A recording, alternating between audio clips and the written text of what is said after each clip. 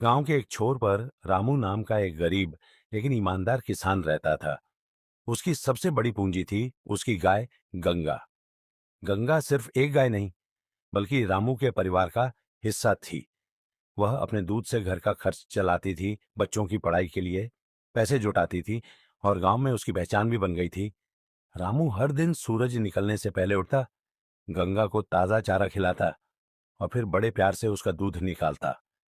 उसका दूध इतना शुद्ध और स्वादिष्ट होता था कि गांव के लोग उसे दूर दूर से खरीदने आते थे।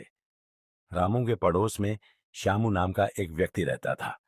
श्यामू आलसी था और हमेशा बिना मेहनत के धन कमाने के तरीके ढूंढता रहता था। उसने देखा कि रामू दूध बेचकर अच्छी कमाई कर रहा है, तो उसके मन में लालच आ गया। उसने सोचा, अगर यह गाय मेरे पास होती तो मैं भी खूब पैसा कमाता। लेकिन मेहनत करना उसकी आदत नहीं थी, इसलिए उसने चालाकी से रामू को फंसाने की योजना बनाई। एक दिन श्यामू रामू के पास गया और बोला, रामू भाई, तुम्हारी गाय बहुत अच्छी है, मुझे ये बेच दो, मैं तुम्हें अच्छा दाम दूंगा। रामू ने मुस्कुराकर जवाब दिया, श्यामू, गंगा कोई सामान नहीं, वो मेरे परिवार का हिस्सा है, मैं इसे नहीं बेच सकता। श्यामू को यह जवाब पसंद नहीं आया। वह चिढ़ गया और सोचा, अगर यह अपनी गाय मुझे नहीं देगा तो मैं इसे परेशान करूंगा। उसने गांव वालों में अफवाहें फैलानी शुरू कर दी कि रामू दूध का दाम बहुत बढ़ा रहा है और गांव वालों का शोषण कर रहा है। कुछ लोग उसकी बातों में आ गए, लेकिन बहुत से लोग रामू की ईमानदारी को जानते थे और उसका समर्थन कर रहे थे।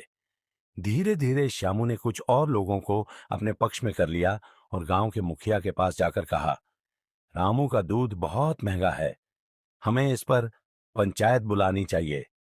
गांव के मुखिया ने इस बात पर सहमति जताई और अगले दिन पंचायत बुलाने की घोषणा कर दी।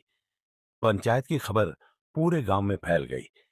कुछ लोग रामू के समर्थन में थे, तो कुछ श्यामू की चालाकी से प्रभावित होकर उसके पक्ष में आ गए थे। अगले दिन गांव के चौपाल पर पंचायत बैठी। मुखिया ने कहा, रामू, श्यामू का कहना है कि तुम दूध बहुत महंगा बेचते हो और यह गांव वालों के लिए अनुचित है। तुम इस पर क्या कहना चाहोगे? रामू ने शांत स्वर में जवाब दिया, मुखिया जी, मैंने कभी दूध की कीमत अपनी इच्छा से नहीं बढ़ाई। मैं गंगा को चारा और देखभाल में जो खर्च करता हूं, उसी के हिसाब से दाम रखता हूं। अगर आप चाहें तो किसी और से भी दूध का दाम पूछ सकते हैं। कुछ गांव वालों ने समर्थन किया, हाँ, रामू का दूध शुद्ध और बढ़िया होता है, इसलिए उसका दाम उचित है। लेकिन श्यामू हार मानने को तैयार नहीं था।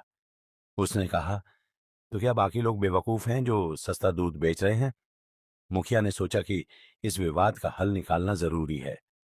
उन्होंने कहा, रामू, क्या तुम हमें अपनी मेहनत दिखा सकते हो? रामू ने सिर हिलाया और पंचायत के सामने अपने काम की प्रक्रिया दिखाने के लिए तैयार हो गया।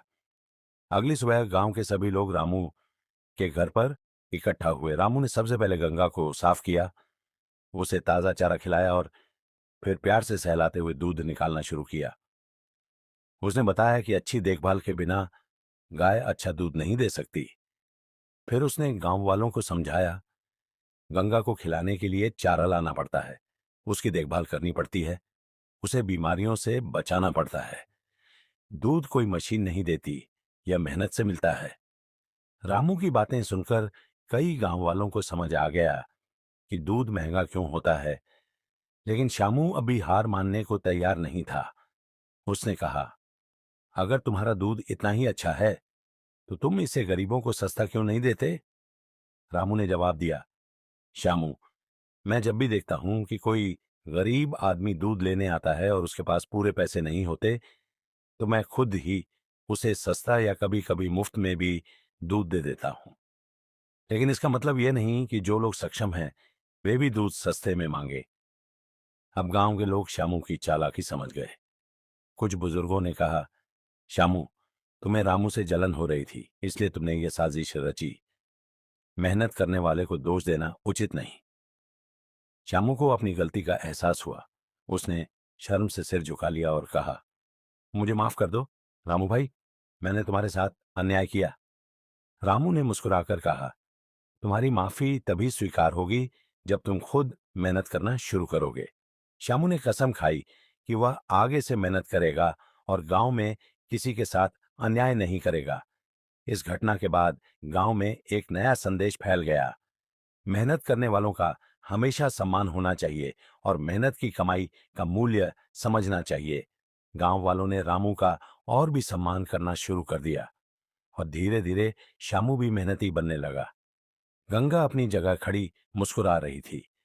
वह समझ रही थी कि उसके कारण गांव में न्याय हुआ है। रामू ने प्यार से उसके सिर पर हाथ फेरा और कहा, गंगा, तुम सिर्फ दूध नहीं देती, बल्कि हमें सच्चाई और ईमानदारी का पाठ भी सिखाती हो। यह कहानी हमें सिखाती है कि मेहनत का फल मीठा होता है और जो लोग सच्चाई और ईमानदारी से अपना काम करते हैं, उन्हें हमेशा सम्मान मिलता है। कोई भी व्यक्ति केवल चालाकी से सफलता नहीं पा सकता। असली सफलता मेहनत और ईमानदारी से ही मिलती है। दोस्तों, आपको आज की कहानी कैसी लगी? कमेंट में जरूर बताएं और वीडियो को लाइक करें। चैनल पर नए हैं तो चैनल को सब्सक्राइब करें ताकि ऐसी मजेदार कहानियां आपको मिलती रहे। Thank you.